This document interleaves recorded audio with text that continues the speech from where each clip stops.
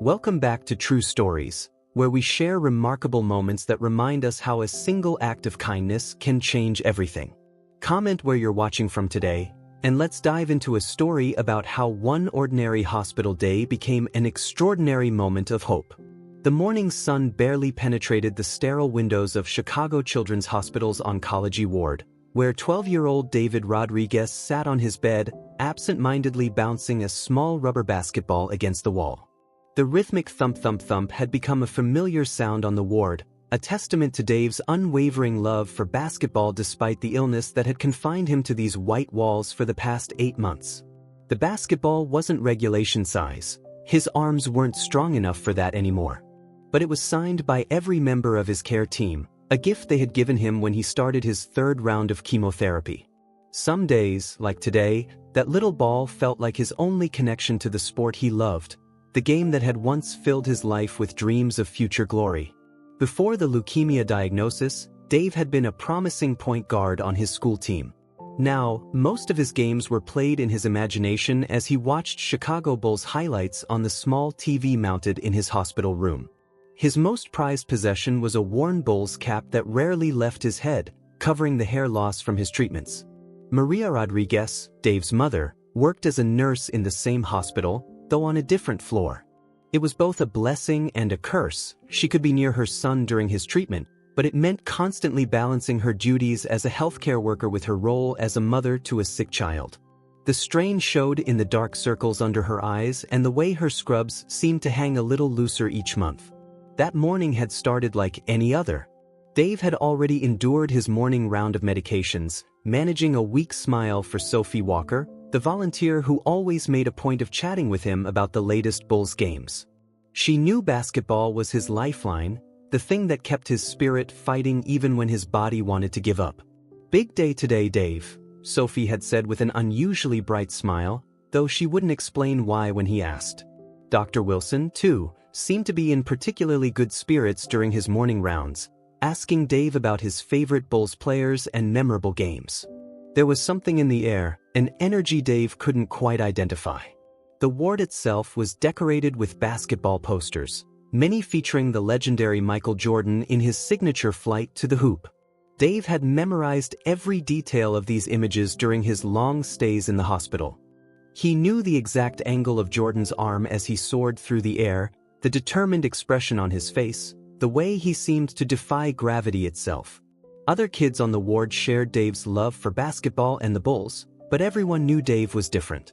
His knowledge of the game was encyclopedic, and even the nurses would ask him for stats and game predictions. Basketball wasn't just a sport for him. It was his way of staying connected to the outside world, of believing that somehow, someday, he would be strong enough to play again. The morning dragged on, marked by the usual routine of medicines, vital sign checks, and brief walks around the ward when his strength permitted. Dave noticed more staff than usual passing by his room, all wearing that same knowing smile that Sophie had shown earlier. Even his mother, who had stopped by during her break, seemed to be hiding something behind her tired eyes. Around noon, Tom Miller from the Bulls community relations team appeared on the ward. This wasn't entirely unusual. The Bulls organization regularly sent representatives to visit sick kids. But something about today felt different. Tom spent more time than usual chatting with the staff, checking his phone frequently, and glancing at the elevator doors. Dave sat in the ward's small recreation area, where he often went to watch game footage on the larger TV. His worn Bulls cap was pulled low over his eyes, a habit he'd developed since losing his hair. The cancer had taken so much from him, his strength, his hair, his ability to play the game he loved, but it couldn't take his passion for basketball. "Hey, Dave," Sophie called from the nurse's station, "could you help me with something?" It was a common request. The staff often gave him small tasks to help him feel useful, to keep his mind off his treatments. He carefully stood up, his movements slow and deliberate, managing his ever-present fatigue. As he made his way to the nurse's station, Dave couldn't shake the feeling that something was different about today. There were too many staff members lingering in the hallways, too many whispered conversations that stopped when he got close. Even Dr. Wilson, who usually kept to a strict schedule, had made 3 passes through the ward that morning. The little rubber basketball was in his pocket as always. Dave had developed a habit of touching it for reassurance, like a talisman against the fear and uncertainty that came with his condition. Each time he felt its texture, he remembered the days when he could run and jump and play, using those memories to fuel his hope for the future. Maria appeared again, which was unusual. She rarely had time for 2 visits during her shift. She stood near the elevator, pretending to review charts but clearly waiting for something. Her eyes kept darting between her son and the elevator doors, an anticipation in her expression that Dave had never seen before. The ward had grown quieter than usual, the normal beeping of medical equipment and hospital announcements seeming muted somehow. Other young patients had begun to gather in the recreation area, many of them also wearing Bulls merchandise, caps, jerseys, and wristbands that helped them feel connected to the world outside their medical battles. Dave reached the nurse's station, where Sophie stood with that same mysterious smile she'd worn all morning. "What do you need help with?" he asked, his voice carrying the slight breathlessness that had become common since his treatments began. But before she could answer, the elevator dinged, and the entire ward seemed to hold its breath. Tom Miller stepped out first, speaking quietly into his phone. Behind him, a tall shadow fell across the floor, and Dave's heart seemed to stop. He knew that silhouette, had studied it countless times in posters and game footage. But it couldn't be. Not here. Not now. The rubber basketball slipped from Dave's pocket, bouncing once on the hospital floor with a sound that seemed to echo through the suddenly silent ward. His hands trembled as he reached up to adjust his Bulls cap, a nervous habit that had become more pronounced during his illness. Time seemed to slow down as the figure emerged fully from the elevator. Dave blinked hard, wondering if the medications were causing hallucinations. But no, there was no mistaking that presence, that aura of greatness that seemed to fill the entire space. Michael Jordan had arrived at Chicago Children's Hospital, and he was walking directly toward Dave Rodriguez, the 12-year-old point guard who had been benched by leukemia but never lost his love for the game. The moment was about to become something more than just a celebrity hospital visit. It was about to become a story of hope, connection, and the power of never giving up on your dreams, no matter what obstacles life puts in your way. The oncology ward of Chicago Children's Hospital had seen many moments of both heartbreak and hope, but nothing quite like this. Michael Jordan's presence seemed to fill the entire space, his legendary status somehow both amplified and humanized by the hospital setting. He moved with that familiar athletic grace, but there was something else in his bearing, a gentleness that didn't show up on basketball highlights. Dave Rodriguez stood frozen, his worn Bulls cap slightly askew, as the greatest basketball player of all time approached him. The small rubber basketball lay forgotten on the floor where it had fallen from his pocket. Jordan's eyes fell on the ball, then moved to the cap, and finally settled on Dave's face with a warmth that no television camera had ever quite captured. "I hear you're quite the basketball expert," Jordan said, his voice carrying that distinctive North Carolina lilt. "The staff tells me you know more stats than some of our analysts." Dave tried to respond, but words failed him. This was the man whose posters covered his hospital room walls, whose games he had watched countless times during long nights of treatment. Maria Rodriguez watched from nearby, tears in her eyes as she saw her son's face light up in a way it hadn't since his diagnosis. Dr. Wilson stood beside her, both of them knowing that sometimes hope could be as powerful as any medicine they could prescribe. Jordan bent down and picked up the rubber basketball, turning it over in his hands to read the signatures from the hospital staff. "Mind if I add mine to the collection?" he asked, pulling a marker from his pocket. Dave nodded numbly, still struggling to believe this was really happening. As Jordan signed the ball, he asked Dave about his favorite Bulls games. The question seemed to break through the boy's shock, and suddenly words poured out of him. He described Jordan's famous flu game in detail, breaking down the plays as if he had been there courtside.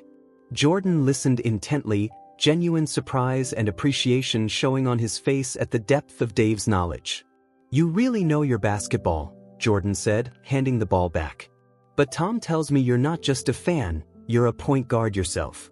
Dave's expression flickered, a shadow passing over his face as he thought about the games he was missing, the dreams that seemed to be slipping away with each round of chemotherapy.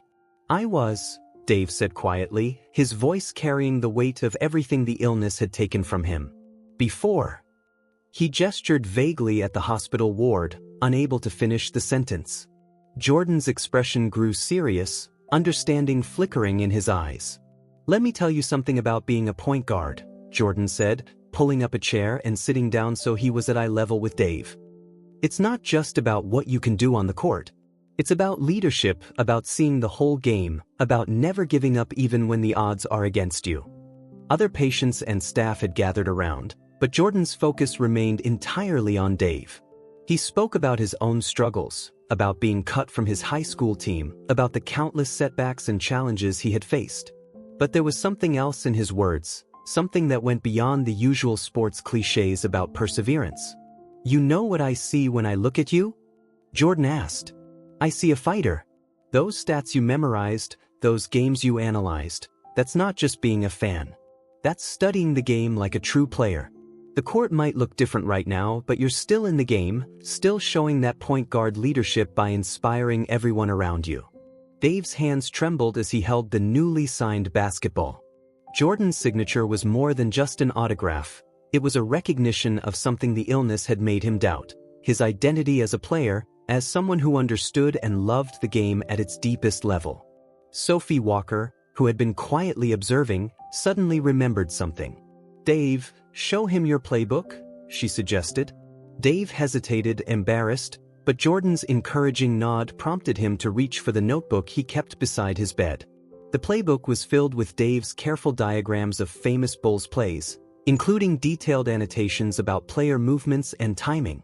Jordan leaned forward, genuinely interested as Dave explained some of the strategies he had documented. This is impressive, Jordan said, flipping through the pages. You've broken down these plays better than some of our coaches. He paused at a particular diagram, the famous shot against the Cleveland Cavaliers in the 1989 playoffs. Dave had analyzed every aspect of that moment, from the defensive positioning to the subtle head fake that created the shooting opportunity. You've got a coach's eye, Jordan continued. You see things most people miss, even people who've been in the game for years. He turned to Dr. Wilson. How long before he can start playing again? The question hung in the air, heavy with hope and uncertainty. The doctor stepped forward, choosing his words carefully. Dave's responding well to treatment, but it's a long road. Physical activity needs to be carefully monitored. Jordan nodded, understanding the unspoken complexities, then turned back to Dave. Basketball isn't just about playing, he said. It's about understanding the game, seeing patterns, knowing strategies. From what I've seen in this playbook, you're still very much in the game. You're just playing it differently right now. Maria watched as her son straightened slightly in his chair, Jordan's words seeming to add strength to his thin frame. For months, she had tried to help Dave see that his illness didn't define him, that his connection to basketball wasn't lost just because he couldn't play. Somehow, Jordan had conveyed that message in a way that finally seemed to reach him. I've got an idea, Jordan said, reaching into his pocket and pulling out what looked like a credentials badge. The Bulls could use someone with your kind of analytical mind. How would you like to be our honorary assistant coach for a game? Dave's eyes widened as Jordan explained the offer. He would get to attend team practices, sit in on strategy sessions, and have a seat on the bench during an actual NBA game. It wasn't just a Make-A-Wish style visit. It was a recognition of his deep understanding of the game. But that's not all, Jordan continued. I want you to break down our plays like you did in this book. Give us your analysis. Show us what we might be missing. He turned to Tom Miller. Can we set that up? The community relations manager was already nodding, making notes on his phone. The other patients watched in amazement as their friend, the quiet kid who always shared his basketball knowledge and game predictions, was being treated as a peer by the greatest player in NBA history. It wasn't pity or charity. Jordan's respect for Dave's understanding of the game was genuine and obvious. There's one condition, Jordan said, his face serious but his eyes twinkling. You have to keep fighting. Keep studying the game. Keep breaking down those plays. Because when you beat this thing, and you will beat it, the Bulls are going to need minds like yours. Dave clutched the signed basketball, his mother's hand on his shoulder, as Jordan shared stories about some of the games and plays documented in the playbook. The basketball legend spent time explaining his thought process during key moments, adding new dimensions to Dave's already impressive analysis. The ward's usual afternoon quiet had given way to an atmosphere of excitement and hope. Other patients were drawn into the conversation, asking questions about famous games and plays. Jordan answered each one, but he kept coming back to Dave, engaging him in detailed discussions about strategy and game theory. "You know what makes a great point guard?" Jordan asked, watching Dave's face carefully. "It's not just skill or speed. It's heart. It's seeing the whole court, understanding your teammates, never giving up no matter what the defense throws at you. From what I've seen today, you've got all of that." The visit had become more than just a celebrity meeting with a sick fan. It had become a moment of validation, a recognition that Dave's connection to basketball went beyond his ability to play the game physically. In Jordan's eyes and words, the young boy saw a reflection of his true self, not just a patient fighting leukemia, but a student of the game, a point guard temporarily sidelined but still very much in the game. As the afternoon continued, something remarkable happened. The usual barriers between legend and fan, between star and admirer, seemed to dissolve. They were just two basketball minds sharing their love and understanding of the game, each learning from the other's perspective. Word of Michael Jordan's extended visit to the oncology ward spread through Chicago Children's Hospital like wildfire. What had started as a simple autograph request had evolved into something extraordinary. The greatest basketball player in history was sitting in a hospital recreation area, deep in conversation with a 12-year-old boy about complex basketball strategies and game theory. Dr. Wilson had seen many celebrities visit the ward over the years, but this was different. Jordan wasn't just making an appearance, he was forging a genuine connection. The doctor watched as Dave Rodriguez, who had been struggling with depression since his latest round of chemotherapy, came alive while discussing his basketball analyses with his hero. "You see this play here?" Dave said, pointing to one of his diagrams. "Most people focus on the shot, but it's the setup that makes it work." Jordan leaned in, genuinely intrigued by the young boy's insight. "You're absolutely right," he agreed. "That's something even some of our coaches miss. The secret's in the preparation, not just the execution." Maria Rodriguez had stepped away briefly to call Dave's oncologist from the night shift. "You need to see this," she said into the phone, her voice thick with emotion. "His energy levels, his engagement, I haven't seen him like this in months." The medical staff knew that mental state could significantly impact physical recovery, and Dave was showing more vitality than he had since his diagnosis. Sophie Walker, who had spent countless hours watching Bulls games with Dave during his treatments, observed something remarkable. The boy wasn't just talking about basketball, he was sharing his dreams again. For months, he had avoided any discussion of the future, the weight of his illness making tomorrow seem uncertain. But now, inspired by Jordan's presence and validation, he was talking about what he wanted to do when he got better. "I've been thinking about coaching," Dave told Jordan, his voice growing stronger with each word. "Even if I can't play like before, I can still be part of the game." Jordan nodded approvingly. "Some of the best coaches in NBA history never played at a professional level," he said. "They understood the game in a different way, like you do." The conversation shifted to the upcoming Bulls game where Dave would be the honorary assistant coach. Jordan and Tom Miller began outlining the details, but this wasn't going to be just a ceremonial title. Jordan insisted that Dave's analytical insights be taken seriously by the coaching staff. "I want you to prepare a real analysis," Jordan told him. "Break down our last 3 games, show us what you see. Don't hold back. If you spot something we're doing wrong, I want to know about it." The responsibility was significant, but Dave's eyes lit up at the challenge. This wasn't charity, it was an opportunity to prove his basketball mind was as sharp as ever. Other young patients had gathered around, drawn not just by Jordan's presence but by the transformation they were witnessing in their friend. Dave had always been the one who helped them understand the games they watched during treatment, who explained plays and statistics to make the long hospital hours more bearable. Now they were seeing him recognized for that knowledge in a way that none of them had expected. "Remember that game last month?" One of the other patients spoke up. When Dave predicted exactly how the Bulls would run their final play, Jordan turned his attention to the young speaker, encouraging more stories about Dave's analytical abilities. Each testimony added to the picture of a young mind that truly understood the complexities of basketball. Maria watched as her son's pale face gained color, as his posture straightened and his voice grew more confident. The doctors had told her that positive mental attitude could make a significant difference in treatment outcomes, but they had struggled to help Dave maintain his spirit through the grueling rounds of chemotherapy. Now, in one afternoon, Michael Jordan had given her son something medicine couldn't provide: a renewed sense of purpose. "You know what impressed me most about your playbook?" Jordan said, turning back to Dave. "You don't just see what happened, you see what could have happened. That's rare. That's what makes a great strategist." The praise wasn't empty flattery. Jordan's tone carried the weight of genuine respect. Dr. Wilson stepped forward with a suggestion. "Dave, why don't you show Michael some of your alternative plays?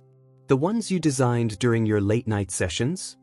Dave hesitated, suddenly shy about sharing his original work with the basketball legend. But Jordan's encouraging nod gave him the confidence to pull out another notebook. This one contained Dave's own basketball plays, strategies he had developed during long nights when pain kept him awake. The diagrams were remarkably sophisticated for someone his age, showing an understanding of spacing, timing, and player movement that went well beyond typical amateur analysis. Jordan studied the plays intently, occasionally asking questions about specific details. "This is innovative," he said, pointing to a particularly complex sequence. "You've created options within options. That's advanced thinking." He turned to Tom Miller. "We need to get copies of these to the coaching staff. There's stuff here we could actually use." The impact of this validation was visible on Dave's face. For months, basketball had been a bittersweet reminder of what his illness had taken from him. Now it was becoming something else, a way to stay connected to the game he loved, to contribute meaningfully even while his body fought its battle with leukemia. "I've got another idea," Jordan said, pulling out his phone. After a quick call, he turned back to Dave. "Our analytics team is going to send you game footage to review. Real analysis, not just busy work. Think you can handle that?" Dave's emphatic nod brought smiles to everyone watching. The afternoon had taken on an almost magical quality. The usual hospital sounds, beeping monitors, squeaking cartwheels, overhead announcements, seemed muted, as if the ward itself was holding its breath to witness this extraordinary interaction. Other hospital staff found excuses to pass through the recreation area, each one pausing to watch the basketball legend and the young patient deep in strategic discussion. "You're teaching me things about my own game," Jordan admitted, reviewing one of Dave's play breakdowns. "That hesitation move you spotted. I didn't even realize I was doing it consistently." The admission brought a flush of pride to Dave's face. His months of careful game study, of breaking down plays during long hospital nights, were being recognized by the very player he had studied most. Maria stepped away again, this time to call Dave's physical therapist. The boy had been resistant to some of his exercises lately, the effort seeming pointless when basketball felt so far away. But now, with Jordan's visit igniting new purpose, the timing was perfect to rebuild his motivation for recovery. Jordan seemed to read the situation perfectly. "Physical therapy's part of every player's journey," he said, as if reading Dave's mind. "I've spent countless hours in rehab, fighting to get back on the court. It's not the glamorous part of the game, but it's where champions are made." The message was clear: Dave's current battles were just another form of athletic challenge. The conversation turned to the mental aspects of both basketball and recovery. Jordan shared stories of his own setbacks, of times when the path forward seemed impossible. "But you know what makes a champion?" he asked, his eyes locked on Dave's. "It's not about never falling. It's about getting up every time you do fall. And from what I've seen today, you've got that fighter spirit." Sophie Walker, who had witnessed Dave's lowest moments during treatment, saw something extraordinary happening. The boy's usual protective walls were down, his fear and uncertainty replaced by engagement and hope. Jordan had somehow found the perfect balance between acknowledging Dave's current limitations and validating his ongoing connection to basketball. "Before I go," Jordan said, checking the time. "I want to set up a regular schedule." He turned to Tom Miller. "Weekly game footage for Dave to analyze. Direct line to our analytics team. And I want updates on his reports." This wasn't just about one special day. Jordan was creating an ongoing connection, a purpose that would extend beyond this visit. The other patients watched in amazement as their friend, the quiet basketball expert who had helped them understand the game during long treatment days, was being incorporated into the actual operations of the Chicago Bulls. It wasn't just about making a sick kid feel better. Jordan had recognized a genuine basketball mind and was ensuring it wouldn't go to waste. As the afternoon began to wind down, Dr. Wilson observed something remarkable in his young patient's vital signs. Dave's numbers, which typically showed the stress and strain of his illness, had improved across the board. The power of hope, of purpose, of being truly seen and valued, was creating measurable physical changes. The ward itself felt transformed. What had started as a simple celebrity visit had become a masterclass in both basketball strategy and human connection. Michael Jordan, known for his fierce competitiveness on the court, had shown a different kind of greatness, the ability to recognize and nurture potential even in the most challenging circumstances. 6 months after Michael Jordan's transformative visit to Chicago Children's Hospital, the oncology ward had changed in ways that went far beyond mere decoration. The room that had once been a simple recreation area was now known as Dave's Strategy Center, complete with a large whiteboard for play diagrams and a dedicated screen for analyzing game footage. Dave Rodriguez's battle with leukemia was far from over, but his approach to it had transformed completely. Each round of chemotherapy became a game quarter, each small victory a power play. His medical team had embraced the basketball metaphors, using them to help their young patient maintain his fighting spirit through the toughest treatments. The promised position as honorary assistant coach had become much more than a one-time event. True to his word, Jordan had ensured that Dave received regular game footage to analyze. The Bulls coaching staff had quickly learned that the 12-year-old's insights were remarkably valuable, offering perspectives they hadn't considered. "Dave spotted something in our transition defense that we'd missed for weeks," the Bulls head coach had admitted during a press conference. "Sometimes it takes a fresh pair of eyes, someone who sees the game differently."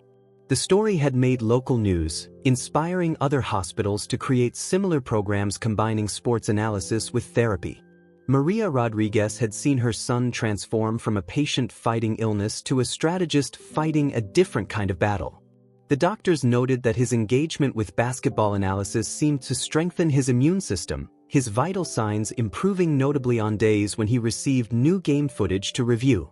Dr. Wilson had begun incorporating Dave's basketball mindset into his treatment plans. "Think of your white blood cells as defenders," he would say during explanations of medical procedures. "We're running a full-court press against the cancer cells." The approach had been so successful that other oncologists started adopting similar methods with their young patients. Sophie Walker had taken on the role of assistant analyst, helping Dave organize his growing collection of play breakdowns and strategic observations. The walls of his hospital room were now covered not just with Bulls posters, but with his own analytical diagrams, each one showing his deep understanding of the game. The other patients on the ward had become part of this transformation. Regular game-watching sessions turned into strategy meetings, with Dave breaking down plays in real time, teaching others to see the game the way he did. The shared enthusiasm helped all of them cope better with their treatments. Jordan hadn't forgotten about Dave either. He made regular video calls to discuss game strategies, always taking the young analyst's observations seriously. "Dave sees things on the court that most adults miss," Jordan would tell reporters. "He's not just studying the game, he's helping shape it." The small rubber basketball that Jordan had signed now sat in a special case, but it wasn't just a memento. It had become a symbol of possibility, of how connection and purpose could emerge from the most challenging circumstances. Other young patients would touch it for luck before difficult procedures, drawing strength from its story. One particular afternoon, during a crucial playoff game, the Bulls implemented a defensive scheme that Dave had suggested. When it worked perfectly, leading to a key victory, Jordan made sure everyone knew where the strategy had originated. The post-game press conference included a live video link to Dave's hospital room. "Basketball is about more than what happens on the court," Jordan told the assembled reporters. "It's about seeing possibilities, about fighting through challenges, about never giving up." Dave Rodriguez embodies all of that. He's not just analyzing our games, he's teaching us about courage and persistence. The impact extended beyond basketball. Other professional sports teams began reaching out to children's hospitals in their cities, creating similar programs that combined sports analysis with therapy. Dave's story had sparked a movement, showing how engaging young patients' minds and passions could support their physical recovery. Maria noticed other changes in her son. The days of feeling defined by his illness were gone, replaced by a sense of purpose and identity that transcended his medical condition. He was no longer just a patient. He was a basketball analyst, a strategist, a valued member of the Bulls' extended family. The hospital staff had documented the positive effects of Dave's engagement with basketball analysis. His recovery rates were better, his spirits higher, his resistance to infection stronger. The psychological boost of having real responsibility and recognition had translated into measurable physical benefits. Dr. Wilson began presenting Dave's case at medical conferences, highlighting the importance of engaging patients' passions and interests as part of their treatment. "We're not just treating the illness," he would explain. "We're supporting the whole person, helping them maintain their identity and purpose through the challenges of treatment." The Bulls organization had fully embraced Dave's role. They created a special position, Junior Strategic Analyst, and made it available to other young patients who showed similar analytical abilities. The program became a model for sports teams nationwide, combining community outreach with genuine appreciation for young fans' insights. Jordan's initial visit had sparked something that went far beyond a single act of kindness.